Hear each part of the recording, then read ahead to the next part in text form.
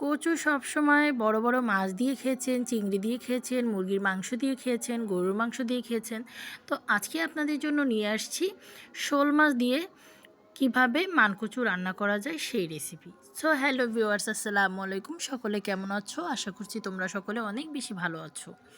আজকে তোমাদের জন্য যে রেসিপিটা দেখাচ্ছি তোমরা সেটি অবশ্যই মনোযোগ দিয়ে দেখবে, কারণ হচ্ছে এই রেসিপিটা যতই সহজ একটা রেসিপি কিন্তু এটার স্বাদ কিন্তু অতুলনীয়। আমি কিন্তু এই রেসিপিটা ফার্স্ট টাইম করেছি, এর আগে অন্য মাছ দিয়ে করেছিলাম আর মুরগির মাংস দিয়ে, দেশি মুরগির মাংস দিয়ে খেয়েছি। অনেক বেশি স্বাদের ছিল, কিন্তু তার থেকেও বেশি স্বাদ হয়েছিল আজকে যেভাবে রান্না করছি। এইভাবে খুব সহজ একটা উপায়ে তোমরা রান্না করতে পারবা আর এটা খুবই মজা হবে। আর এইভাবে যদি তোমরা কচু রান্না করো তাহলে কখনোই কচুতে কিন্তু গলাও ধরবে না।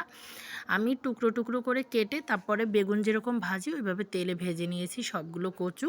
আর তার আগে দেখলা তোমরা মাছগুলো ভেজে নিয়েছি। এখন মশলা দিয়ে দিয়েছি, হলুদ, মরিচ, তারপরে জিরার গুঁড়া, পেঁয়াজ রসুন বাটা, লবণ, তেল সব কিছু দিয়ে সুন্দর করে মশলাটা কষিয়ে নেব। হালকা একটু পানি দিয়ে নিয়েছি দেখো। আর দেখো মশলার কালারটা কত সুন্দর এসেছে। আর তোমরা প্রথমে গরম তেলের মধ্যে সব মশলা দিয়ে একটু ভেজে নিবা, তাহলে এরকম কালার পাবা, পরে পানি দিবা।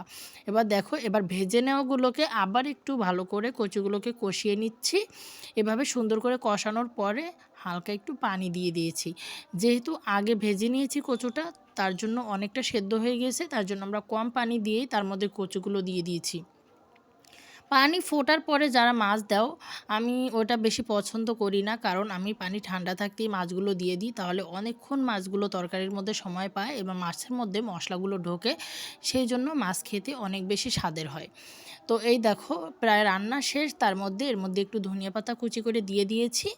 এভাবে কিছুক্ষণ জ্বালানোর পরে দেখো গ্রেভিটা কীরকম মাখা মাখা আসছে, এভাবেই কিন্তু আমি রেখে দিব। তো এই দেখো শেষ লুকটা তোমাদের কেমন লাগছে অবশ্যই জানাবা, চ্যানেলটি সাবস্ক্রাইব করে দিবা।